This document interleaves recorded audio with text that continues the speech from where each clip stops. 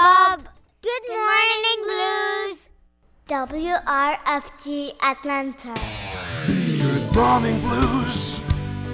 We'll brighten up your day as you put on your shoes.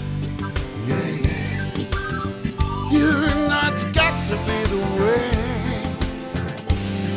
to wake up each and every day on WRFG in Atlanta.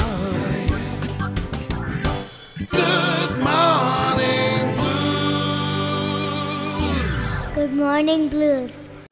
It's Good Morning Blues, and it's Thursday, which means you get to talk to someone super interesting. And I'm not going to let you down today because we're on the phone with the very talented blues man somewhere in deepest, darkest England, Mr. BERNIE MARSDEN. How are you, Barney? Good morning. How are you? Jolly good. Did you have vodka on your cornflakes this morning? No, those days are gone. Those days are gone. I think, not that they ever really happened, but I know what you're getting at. Well, that's because I'm such a wimp. I don't drink, never have. Now, at the grand old age of 65, people ask questions. What happened? No, nothing happened. There is no YouTube. I just never liked it, you know. That's fair enough. But you're in the minority in my world. Yeah. Yes, I am aware of that. I'm reminded. But my wife is thrilled to have a permanent chauffeur, so that works for her. Yeah. So this album, Kings, we just got a hold of it last week, played a couple of tracks, loving it, and apparently you're blaming Billy Gibbons for this. Yeah, it's all the great Reverend Willie's fault. I did a show with Billy in the end of 2019 time, and we just got talking about stuff we grew up on, and he said, wouldn't it be great if we could make an album of all the stuff we grew up with, because Kim Wilson had done a similar thing. And he played me his track, and Billy was very excited about it. And I thought, that's a damn fine idea.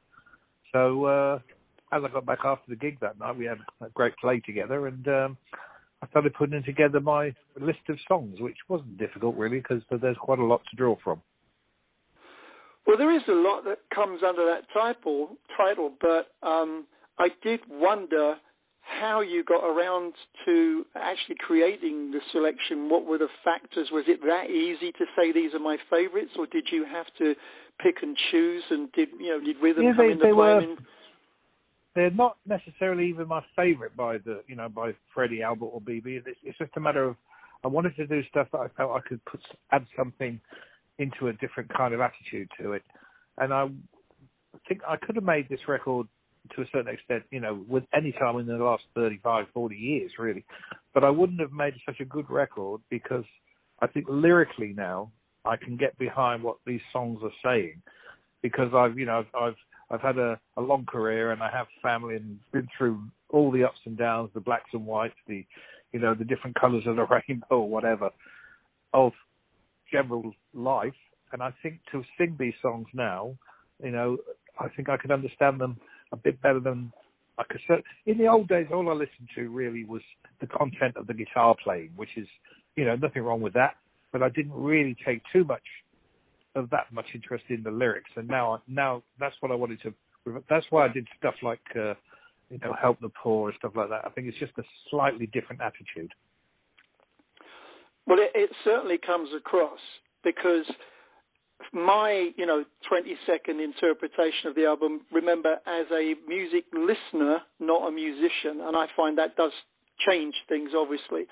What I enjoyed was there's a very fresh, clean, kind of uncluttered set of interpretations, and it's not stripped down. When I say uncluttered, it's a full sound, but there's no waste. There's nothing more than was needed, and it just seemed relaxed. And the end result to me was something extremely listenable for the casual listener. I'm not steeped in the Delta Chicago styles and history, etc., like you are. I know you've done all that. But that's also because my program's called London to Louisiana. So I try, and I'm not going to do what all the other blues shows do. So that would be why. But for me, I think you're going to reach a bigger percentage of what I call gem pop by what you've put out, and it's very easy. It's no fuss. It sounds like you're having a good time. Well, that's exactly what happened. We did the sessions. I wanted to do it as per discussion with Billy, and keep it as live as possible. So there's only 4 people involved on the record, and obviously where there's 2 guitars, I've overdubbed one, or if there's a Hammond organ and an acoustic piano, or one of them was played at the same. But even then, it was played. I think a lot of the lead guitar on the album is live, and then I added rhythm guitar afterwards. Pretty much normally it's always the other way round, and I just wanted to keep that feel going. The rhythm section were just such good guys, we're into the stuff. We've all been round the block a bit, as they say over here, and we just had a really good time. So much so that we recorded one set of songs so quickly and enjoyably that only a week later, I went in and recorded a whole bunch of other stuff from the Chess label. So that's coming out in November. Yeah, I heard that was in the pipeline, which will be interesting. Yeah. But you answered one of my thoughts when you said there was just the 3 of you. It has to be easier, where it's just the band, no people stepping in and out, no guests, just heads down, no nonsense. Because I feel that it definitely comes across. Yeah, there's just the 4 of us, the engineer, and that, and then my dear wife came over to cater for us on her birthday during one of the sessions. Oh my God! Well, that was cool because we were kind of up against it a little bit time-wise, and we were recorded rurally out in Oxfordshire, where you know what that's like, and to break just to go for supper or for lunch really would have taken 3 hours. So I thought, so she said, no, I'll come over and I'll bring stuff over. So we ate in the studio basically, during one of the sessions. That's the kind of attitude. It was like a family thing. It was great. Yeah, very much a hideaway. You're going to owe her even more than you ever did before now for doing that. Absolutely. Yeah. As if I could ever repay. Yeah. I was going to ask you about why Oxford. Did you have a coupon for the studio or something? No, the studio there is quite legendary over here. It belonged to Fairport Convention through the 70s and 80s. Huh. And it's a converted. I was going to say church, but what do we call the smaller churches over here? I forgot. Chapel, that's it, you got it. And it's really, really good and very, very, I don't know, what's the word, authentic, really, but with modern gear in there. But the actual live room is still the church, the chapel hall itself. And that explains... There's a lot of wood in there, and it's really cool. That explains the name of the town. Barford St. Michael sounds rather glamorous, and Woodworm Studios. I mean, yes. I didn't know it. I didn't know the background to it. Mind you, I didn't look it up either, and it never occurred to me. Yeah. There's been some pretty well-known recordings made there over the years. If you're in that Fairport Convention fraternity, And that makes it super interesting. I had some musicians we were just talking about Austin, from Austin some years ago, come across, and a couple of legendary writers. I don't know why they were on this little acoustic tour. Played in a 100-year-old wooden church in North Georgia, like by the river on a mountain kind of thing, and the acoustics were phenomenal. And I took video of that show, which still today people ask me, go on, play it again. It's just weird. Yeah. But, yeah. No, well, look, let's give people a listen to what we're talking about. We're going to play track 2, Keys to the Highway, because I particularly like, there's a very rich opening to this song. So those of you that are late to the show because you're driving around 285 and you're complaining about your boss or your mum or something, just don't forget, it's much nicer if you just kick back, take your foot off the pedal, and just turn the music up, and none of this is going to matter. 2, 3, 4.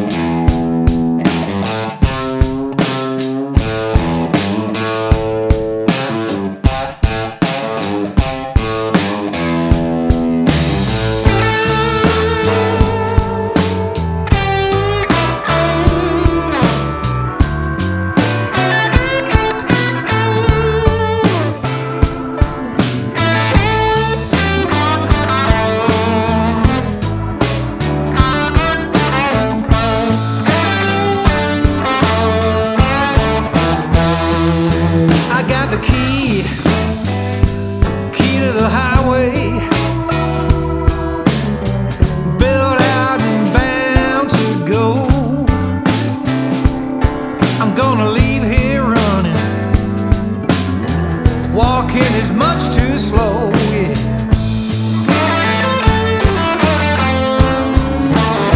Oh, I'm going back to the border, where I'm better known. Hey woman, you didn't do one thing but drive this man from his home.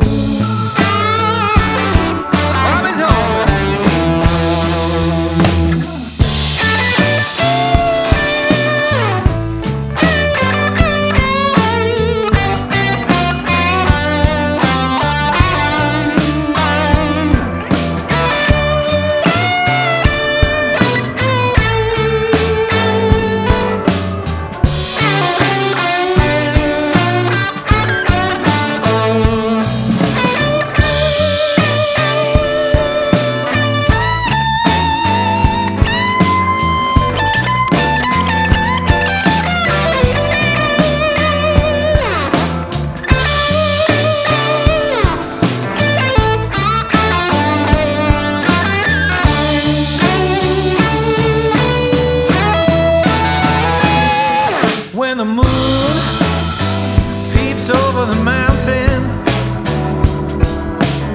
I tell you, baby, I'll be on my way. I'm gonna roll down this highway until the break of day. Get your tickets and join us as the WRFG Labor Day Blues Barbecue returns to the Park Tavern at Piedmont Park on Monday, September 6th. It's going to be a great afternoon of live blues featuring Sandra Hall, Atlanta's Empress of the Blues and the city's leading female blues singer. The Shadows, Blind Willie's stalwart house band, back from a 16-month hiatus, featuring their new guitarist, Rick Hinkle. Garrett Collins Project, a funky blues rock power trio who won the 2019 Atlanta Blues Challenge. Skylar Softly, a rising star from Phoenix City, Alabama, who plays 50s-style Chicago blues, plus jump and swing. And more acts will be announced very soon. Bring your appetite because the Park Tavern will be selling tasty barbecue and cool libations. Blues Barbecue tickets are $17 in advance via WRFG.org or $22 at the door. Kids under 12, as always, get in free. We look forward to seeing you at the 36th Annual WRFG Labor Day Blues Barbecue, Monday, September 6th at the Park Tavern in Piedmont Park. The doors will open at noon, and the music will start at 1 p.m. The Park Tavern is located at 10th Street and Monroe Drive Northeast in Midtown Atlanta. Proceeds benefit WRFG 89.3 FM, your independent community radio station for hand-picked quality music and progressive information. For more information, visit WRFG.org. So key to the highway there, Brunsey, right? The Great Big Bill Brunsey. Yeah. I heard that probably when I was about 16 or 17 the first time round, and again, you know, I thought it was just a cool tune because it's slightly different chord changes and stuff. I then fell in love with the Derek and the Dominoes version of it. I thought that was really pretty cool version of it. But Freddie King did a pretty marvelous rendition, and I've just thrown in that opening riff. That's a bit of my attitude to the track, and then I've gone kind of through the Freddie King arrangement of it because he did a good job of it. And I thought, well, if I'm going to do a King album, I'll do his version of that. It's again, lyrically, it's got everything. Well, you see, that's the thing. You pick something and you make it sound so simple. You say, well, that was my attitude to the song. That opening is what caught my ears and said, I'm going to hang around and see what the rest of it is. And literally, because, and like I say, remember, I'm always talking as a listener, not a musician. But and the organ work on it. I know Bob Hadrell from the Barcodes and the Incredible Blues Puppies, lovely bloke. Yep. It comes out very clean on this album. One of the things I liked across the album was he would often be on what sounds like an old school upright piano, which I always like the mix. Yeah, there was two pianos in there. There's a grand and an upright, and Bob's very adept. Bob's one of these guys who it's what he doesn't play that makes the difference. And he's a really good guy. He's kind of undersung, one of the Brit guys who have been around a long time. And, just the musicians know who he is. He's not like a publicly known figure really, but musicians, if they need a good piano player or whatever, and they'll all have Bob's number. No, it's very true. That's the only reason that I knew who he was, is because of all the stuff he's played on, where he's just, one of the session guys or one of the band. But the thing that made sense to me for this album, again, it's all part of a list of factors that make the whole listening experience so enjoyable. When he's on, and I love particularly the B3 and an organ bassist, but whichever unit he's playing on, it's a very underpinning sound. It's right where it should be and nothing more. And it's a very clean element, if that makes any sense. Yeah, he's very perceptive. It's really good, really good. But the other thing that struck me was, I don't know who you got in to do the vocals. This bloke sounds like he's 35. You know what? I've done a few interviews about people have said about the vocal on it, and which is very nice. I've always been I always will be. I'm a guitar player who sings. When I was about 18, and we had a couple of singers around about there who had those extra 2 or 3 octaves, and man, I wanted to be able to do that, but I just could not do it. So I'd resigned myself to being the guitar player. Then I got thrown in at the deep end to start singing at some point. I've always been quite confident in my voice, but I've never pushed it to the point where you say, well, how do you look after your voice? It sounds like you've really looked after it. And the truth is, I haven't really. I don't warm up before gigs or anything like that. And I don't abuse it, and I don't, I've never smoked or anything like that. Maybe that's the problem. Maybe that's why I don't have the other octaves. I don't know. But, it's nice to be able to interpret the songs now at the age I am, and to come across making them sound how they should sound. Well, all I thought of is it's the best vocal from you that I can recall, number one, but it also felt like you weren't making an effort, not that you were being lazy, I mean you weren't pushing. Yeah. You said you had pushed. It didn't sound like that. And then the third part of that, when it comes to vocals, it also, the way you deliver and this type of voice very much fits the songs that you picked. Well, thanks for that. It's it's difficult for a guy from what I call the southeast delta of England to be singing songs that were written about the Howling Wolf, or they were written specifically for Freddie King. There's a line in one of them where, I was 14 years old when I first heard the Wolfman call. Well, that wasn't me, but I just thought the song was great. What a story. And sometimes I feel a bit self-conscious of singing those lines. And, hopefully I might make it sound a little bit easier when I do it. But I am conscious, as I say, very much of the way that these songs were prepared for these artists. And when you write specifically to somebody and then somebody else is singing it, it does kind of change your attitude a little bit. But I wanted to retain what the originals were.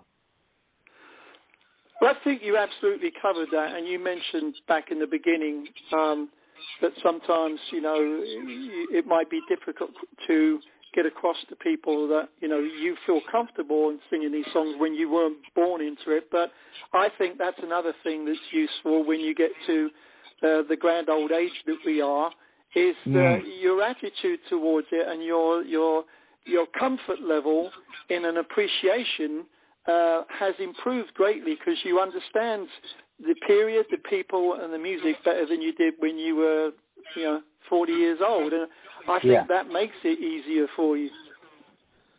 I was very, very fortunate, or whatever, whether I don't know, maybe not use the word lucky. The great Mr. B.B. King did a radio show over here in Europe, in Germany, and I didn't know about this until about 10 years later, in the late 90s. And he was asked, what about all these white guys singing the blues? Can they sing the blues? And B.B. King said, of course they can. And he reeled out a load of names. And he said, but there's very few who feel the blues. And he reeled out, he said, Eric Clapton, Peter Green, Jeff Beck, Johnny Lang, and stuff. And then he put me on the end. And he said, and don't forget Bernie from Whitesnake. And were you surprised? For 10 years. Surprised? I was absolutely blown away. And, you know, can you imagine if you said to somebody, how much would it cost me to get B.B. King to say something like that? Nobody could afford that kind of money. You know, nobody could have ever told B.B. given him money to say that kind of thing. And I think what it did was instill some kind of quiet confidence in what I was doing. You know, and the way that he said, yeah, people can play, because obviously with people like Peter Green or, I mean, Jimi Hendrix playing blues was fine, absolutely fine. Yeah. But what he said about that thing about feeling the blues, that really had never occurred to me. But I know what he means now. But it's taken me another 20 years to realise, I think, what he meant. So there you go. No, it's absolutely right. But there's no better endorsement, is there, to make you think that when you've got that kind of approval, then you march on. But it is very much a feeling, and what I'm picking to play. As you can tell, 20 years later, I'm still telling people I was still proud. Well, let's hear a bit more. We're going to skip on to another track. This time we're going to stay with the highway, as I'm worried about people in their cars this morning. We're going to move to Freddie King, do his Living on the Highway. I think actually written by Leon Russell, if I'm correct. His track 8. We're talking about a brand new album. You've got Bernie Marsden on the phone here talking about Kings, just out, I believe, in the US next week. Where are we? We are the 12th of August. Yeah. So this week or next. Anyway, it'll be very current. You can go to all the usual suspects and find that. And this is the reason I'm going to play this is because traffic can be a little crazy. And now that everything's open again and we've all raced around and got vaccinations, and I've forgotten how lovely it was about a year ago when I would get in the car, drive through the city, and I was the only one on the road. It was kind of an odd feeling, but that's all gone. It's back to chaos, so everybody be careful out there. Living on the highway, like I always tell you, take your foot off the gas pedal and just kick back and turn the music up. It will be all right. You're going to get there the same time as everyone else. Bernie Marsden, Living on the Highway.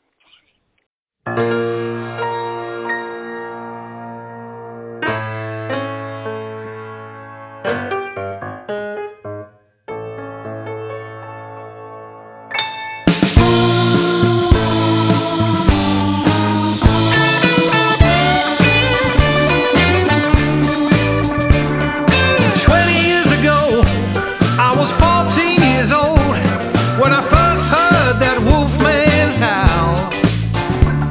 He sneaked me through the door. There was whiskey on the floor, and the police, they were on the prowl.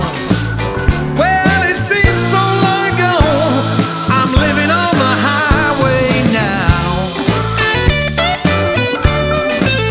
He was a giant of a man, and he always understand the very best notes to use.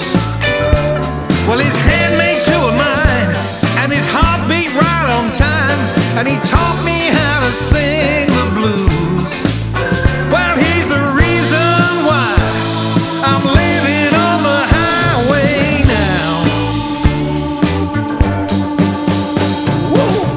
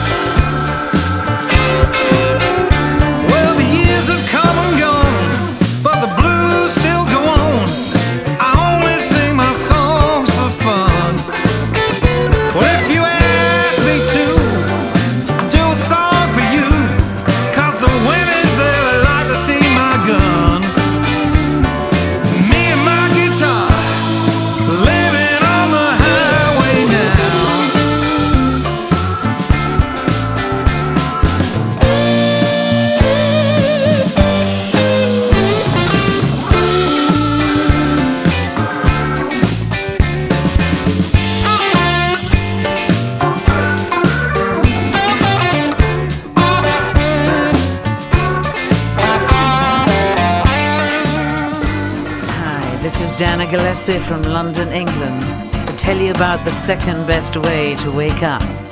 Just tune in to UK Bob and his Good Morning Blues show and feel good for 4 hours on WRFG Atlanta. That's another driving song to support the people that are a captive audience in the traffic. Like I say, you can play this whole thing, soup to nuts, and enjoy the fact that it does all connect, and it is a very relaxed, but it very much has your DNA.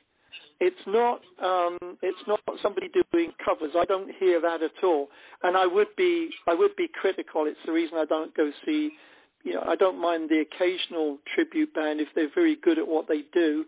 But this is nothing like that. This is, without changing too much, making it recognizable, but absolutely has your blood vein running through it. So, again, the fact that that's such a natural delivery, because you were certainly having a good time, I think that's all part of getting it right.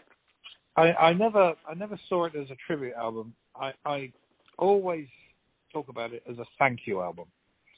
And without these guys, I discovered all three of these guys retrospectively after Clapton, Beck, Green, Hendrix, because they were the guys, they were talking about the people that influenced them when I was 16 or 17. So I only discovered them, after the English guys had recorded their material. And I realized then how much they influenced my guitar playing for the next, forever. They still do. I still listen to BB on a regular basis, or any of them really, or go to YouTube to find performances I may not have seen before and stuff. And I still get excited, and a tingle, is always there when I see Freddie King play. I was lucky enough to see him play live on many occasions over here in England, and I just treasure those evenings where we drove out, distances to go and see him, and there he was, like 1 meter away from us, and up on a big man, as standing on a 4-foot stage. He became like 10 feet tall, and he played like it as well, and that's always stayed with me. Well, that's how you reach legendary status. I didn't know these people till I was probably 40 years old. My heroes were very different. My thrill would be standing, 6 feet from Stevie Marriott or Lee Brillo from Dr. Feelgood, or a very early 70s Rod Stewart. I didn't know. I was ignorant to all that, and it's not because I was living in England. I didn't come here till I was almost 30. It wasn't that. My brain just wasn't there. My appreciation came much later, and I've seen in the 30 years I've been here how people do really worship those guys, and now I understand why. I didn't at the time, Yeah. And when I got to talk to, because I was fortunate enough to get to know Mr. King, BB King. I always called him Mr. King. Always did. Call me BB. Call me B Bernard. I never did. I always called him Mr. King. And he used to tell me all sorts of stories, about some pretty harrowing stuff. And, about how the first time he came to England and how fantastically he was received, and the way that he was treated. And, and then he told me the other side of the coin as well. And, what a fascinating, absolutely incredible man he was to sit down with on a one-to-one basis. And I'm so lucky to have been able to do that. But that stays with you as well, because you realise that whatever fame these people achieved by the time when BB was into his 90s, nothing changed the fact what he'd been through to get there. And I don't think he ever forgot it. And I wanted people... my daughter, when she was young, she went to Glastonbury. When she was younger, she's still quite young. And BB was on the bill, and I said to her, just do me one favour. Please go and see BB King play live, so that when you're older, you can say you saw him. And now she does. And I think that's kind of like... That makes it sound everything's fine to me, because that you pass on a little bit, and she's very aware of that music now as well. It's funny, I've noticed that in a lot of people that were big, that they have retained some sense of normalcy. They treat people the same. They didn't change too much. Do you think it was the type of music? Do you think it's because they were American, or do you think it was the age they were at? You know. I just think it was the character of the person, really. You know, I think, you know, he was such a charming guy. One of the great things about him was, you know, these icons you have, that when you spend a few days with them, you know, on a kind of one-to-one basis, as if, not like you're in their band or anything like that, but you realise that he was the same as the rest of us, really, you know, on the road, grabbing something to eat after the show, or, you know, complaining about the overnight travel and stuff. And you think, oh, well, that's what I do. Well, of course, because he's just a man, you know, but you know, this was B.B. King sitting down in front of me while I was trying to do an interview and bumbling away. And, you know, but after that first time, he always made me feel totally at ease. The last time I saw him was on tour when him and my good friend, the late Gary Moore, were touring together. So that's kind of poignant now. You know, when I look back on that, that was the last time I saw them both. Wow, I forgot that Gary did that with him. Yeah. I've had, I think I had Gary on the show a couple of times before he passed, and Gary and I went back to when we were both 16. Oh my God! Back in black and white days. Yes. Well, and I didn't need an Irish interpreter like I did with Henry McCulloch. No, Gary was very gentle, wasn't he? His voice was very gentle. Yeah. Well, like I mentioned right back at the beginning, I felt that this set and the way that you've presented the music and the vocal and the selection and the band is going to open a door into more of what I call a general population listening, that they'll have an appreciation that they don't need the history, they don't need to know more than to sit back and enjoy good music played well. Do you think, I think it's okay, but do you think the hardcore purists are going to like it too? I think they will understand what you're doing and enjoy it just as much. I hope so. I mean, you know, I haven't tried to make a record that's going to, you know, that's radically groundbreaking or anything like that. It's just me playing the music of the artists that I, you know, have a very important part in my whole career. But it's just, you know, the blues is good time music. The blues is blues, you know. Everything isn't that I lost my woman, you know. There's all sorts of blues, and I learned that from watching these guys over the years. And I think if there'll always be somebody to say, you know, this is a guy from Buckinghamshire in England, and how can he possibly play the blues? Well, I'm playing the blues of the guys that I grew up listening to. So some people have already said that, you know, do you feel like that you've done like we were talking about Gary briefly, but you know his breakthrough album, he was still got the blues, and and you know they're saying, are you kind of trying to do that? I said, no, not at all. Quite the opposite. I'm making a record, you know, that I can be proud of and take out on the road as soon as possible, you know, and as such, you know, people, if it reaches a bigger mainstream, they say, oh, that's the guy from Whitesnake, that's the guy who wrote Here I Go Again, where that becomes the second part of the conversation, well, then I feel that's pretty good, you know. I mean, it gets a little confusing because Here I Go Again was #1 in America about a month ago again, wasn't it? Did you know that on Billboard? No, I didn't know. I don't know. Was it used as a commercial or something? No, it sold about 5 or 6 weeks ago. It went to #1 on Billboard again. Yeah. I don't remember the last time I looked at Billboard. Yeah, I know. Terrible, isn't it? Well, I got contacted by my publishers, you see, to tell me. Oh, I said, surely this is a misprint, you know. And does that mean you had a Securicorps van backing up to the back door? No, that comes in a few months' time. Yeah. Well, you hit an interesting point, because in the bio that I did back in the beginning of the program, I said he's known for this, but I do get frustrated with that being the first line, because when you look at everything since that would have been 1982-ish. Since then, gosh, 40 years of collaborations, solo albums. You know, it's not like you've stopped, and none of it has been remotely like that. So I do get frustrated, but you know, the same thing happens to all kinds of people. They get credited for something. You get I mean, I've been fortunate, whatever, say fortunate, or because that's what I do.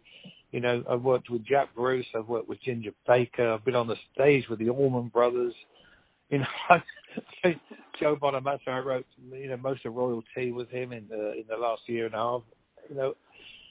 Everything goes around, whatever, whether I'm playing with Government Mule, with Warren or whatever. It's just, I just get in the car and go. You know what I mean? Well, I did do until 18 months ago.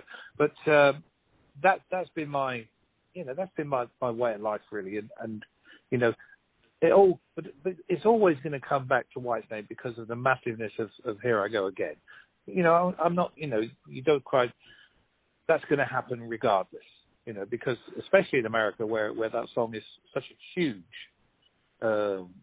iconic rock tune. Well, it's funny that you say, I just get in the car and go. When you go, you do realise what a lucky bugger you are, right? I hope so.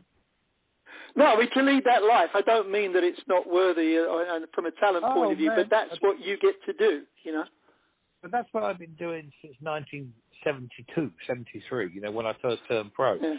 And that's why the enormity of the pandemic has been so great on all the musicians, especially from any generation, but us guys who have been around doing it a long time. To have 40 years, or sometimes even more. I mean, I talked briefly with Manfred Mann about a month ago, and he felt the same way. And it's like a wall came down and say, well, you're not doing that anymore. And at first it was quite, this is all right. The weather was nice in England at the time. And then another month went by, and now we're all very trepidatious. I did a festival only 2 weeks ago in Wales. I had about 7,000 or 8,000 people there, and I honestly was as nervous as I can ever remember before I went on stage. And then I talked to the rest of the guys who I knew backstage who were playing the festival, and we were all of the same mindset. Because everybody none of us I've spoken to, 18 months. Pardon? Yeah, everybody I've spoken to, it's not their confidence is simply something that they've not been able to maintain. Their ability is there, but it's like it's been so long, and you wouldn't think 18 months is a long time, but as a traveling, living, breathing stage musician, I was sitting in Roger Chapman's house in May, a couple of months ago, and this is another relevant point. It's going to be 80 next birthday.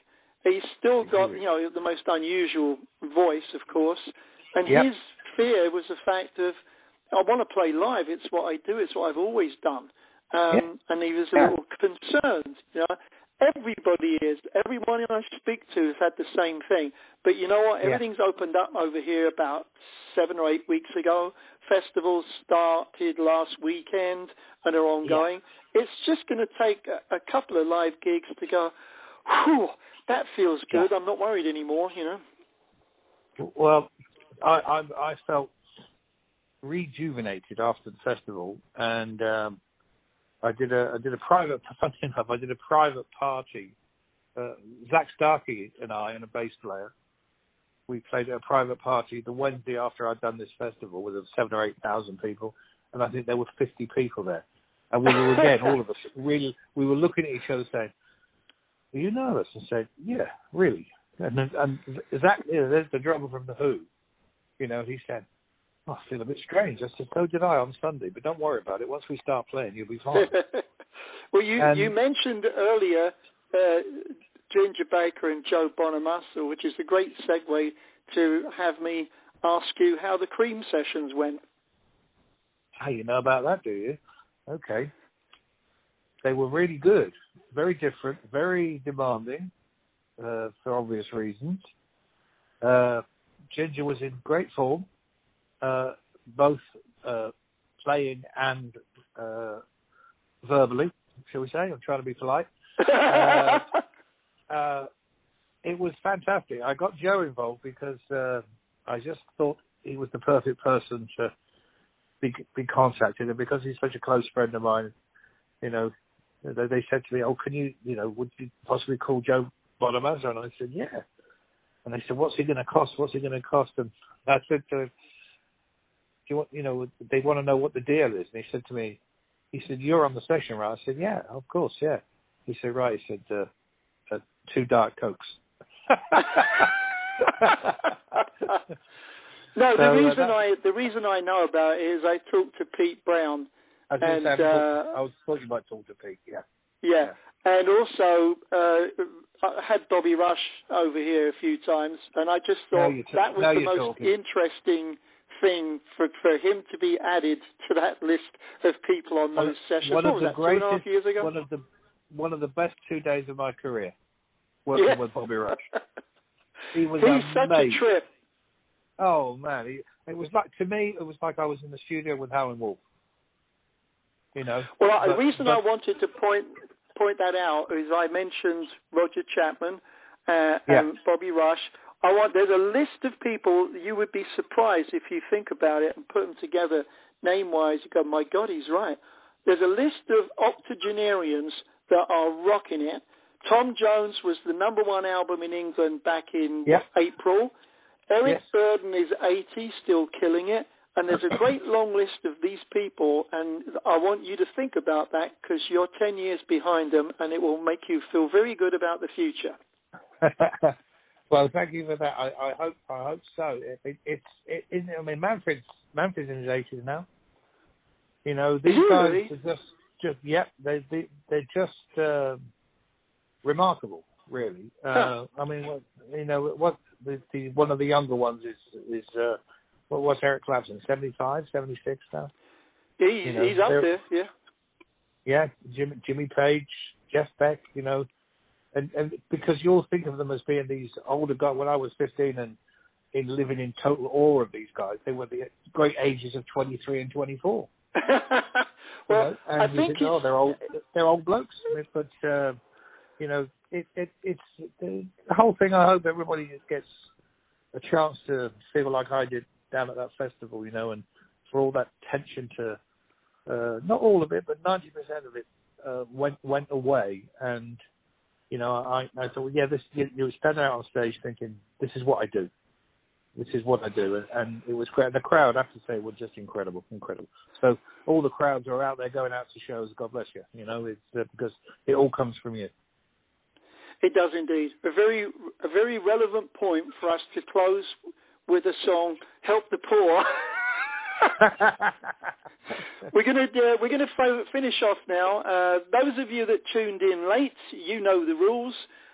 You now have to get a letter of excuse from my mum. You can download it off the website and mail it in, and you will not be relieved of the $20 fine for not showing up to listen to the great Bernie Marsden talking to us live from England about this terrific new album just out called Kings, where he's playing tribute. And we're going to close with his final contribution for this show anyway, Help the Poor, which is not as familiar as the others, but I think a lovely introduction into this album, a B.B. King song that maybe isn't on your top 10 B.B. King, but very well done, mate. Well, thank you very much. I mean, it's always a pleasure, and to know that it's being played over there in America is a bonus to me, because America in the last 18 months has seemed a very, very long way away, and I look forward to be able to travel again and get out there and get down to the south and see my friends down in Mississippi and get over and just hang out again, as they say. But I'm glad you liked the record. I really appreciate your time, and thanks for having me on. No, it was terrific. And don't forget, when you get in that car, go and do your bloody job. I fully intend to do so. Hi, I'm John, inviting you to grab a cup, buckle up, and tune in to Route 66, Sunday morning from 7 to 9 on WRFG. It's a devilish cruise for the blues, jump, R&B, boogie-woogie, early rock and roll, and jukebox jazz. That two-beat pattern is the music brought to the United States of America by the communist conspiracy to corrupt teenagers, and it's in every rock and roll number. That's right, we have fun playing all that dangerous music from the 40s and 50s that guys like that didn't want teenage America to hear, plus songs from artists who are still keeping the tradition alive today. So please join us for Route 66, Sunday from 7 to 9 a.m. on WRFG. In Atlanta, we're 89.3 FM. Your independent community radio station is rocking around the world on our free mobile app and WRFG.org.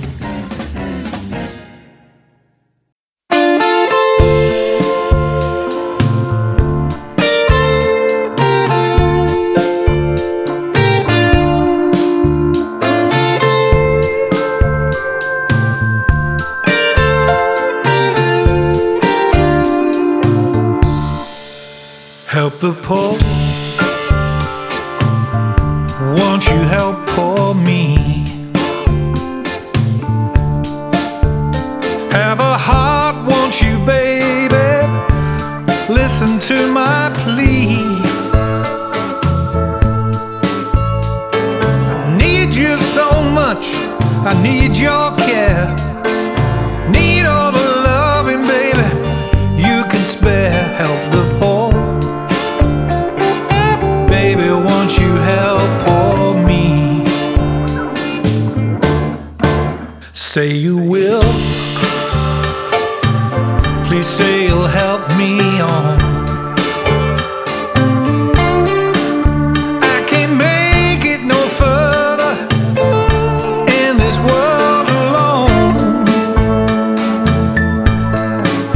Babe, I'm begging you with tears in my eyes for your loving. Don't you realize I need help, baby? Won't you help poor me? You are my inspiration. You could make me be a king. If you don't come to my rescue, I could never be anything. Help the poor. Won't you help poor me? Have a heart, won't you, baby? Please listen to my plea. Well, I lost all my courage till I found you. You got what it takes, babe, to pull me through. Help the poor. Baby, won't you help poor me? Help the poor. Baby, won't you help poor me? Help the poor. Baby, won't you help? Won't you help?